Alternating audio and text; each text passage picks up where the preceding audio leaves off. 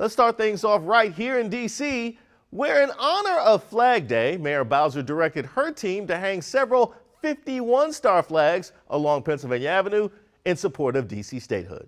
All these flags have 51 stars on them in support of D.C. statehood. The mayor said these flags should serve as a reminder to Congress and the nation that the 700,000 tax-paying American citizens living here in the district demand to be recognized.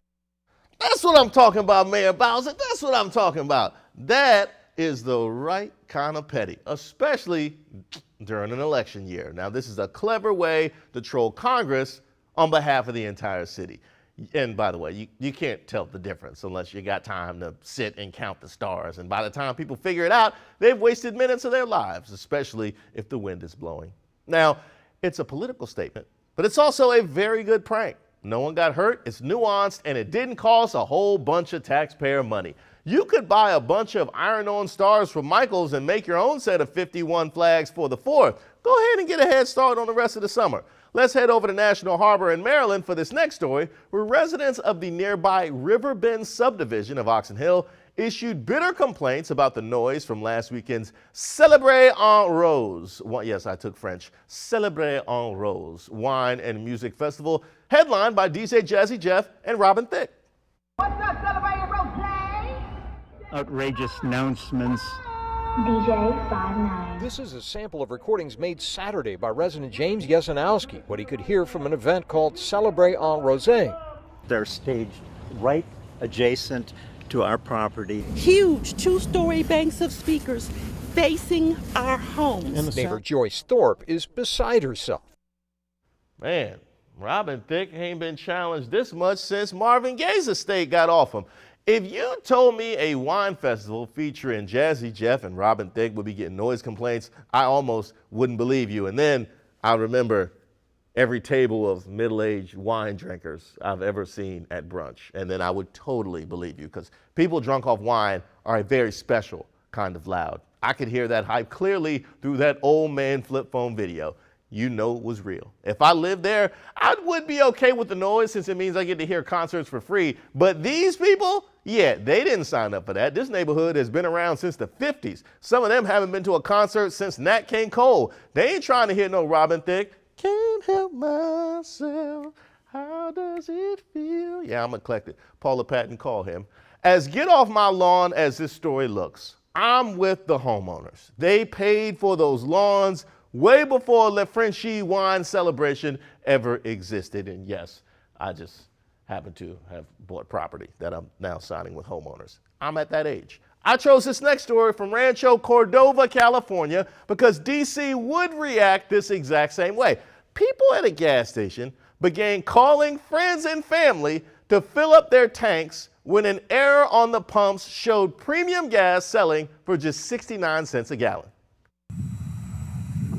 69 cents a gallon. A gas station glitz giving Daryl Sarita a sweet deal.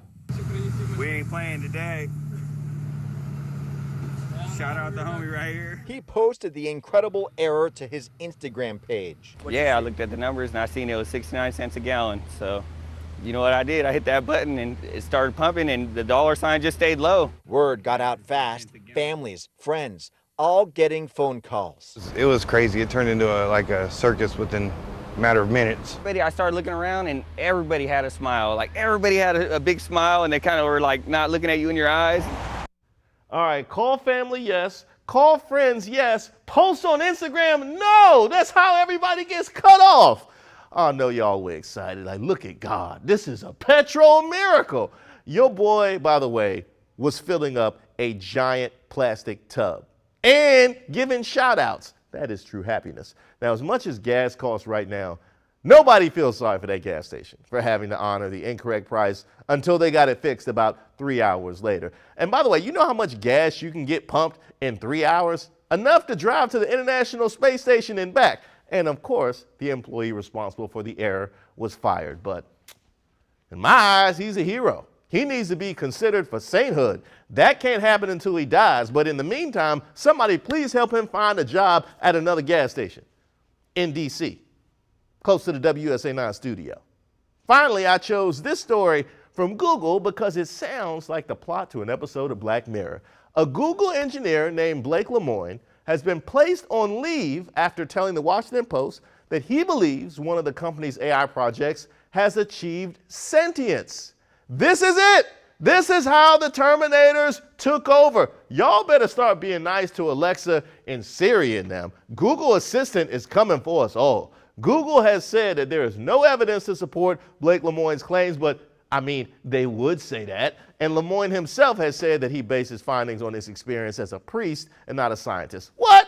So now we bringing God into it? I don't know what to believe. I mean, I don't mean that spiritually, but I hope the Internet of Things never actually comes alive, because if it turns on us, it has access to everything. Imagine hearing Siri say, "Give me all your money or I'll share all your nasty searches with the entire world."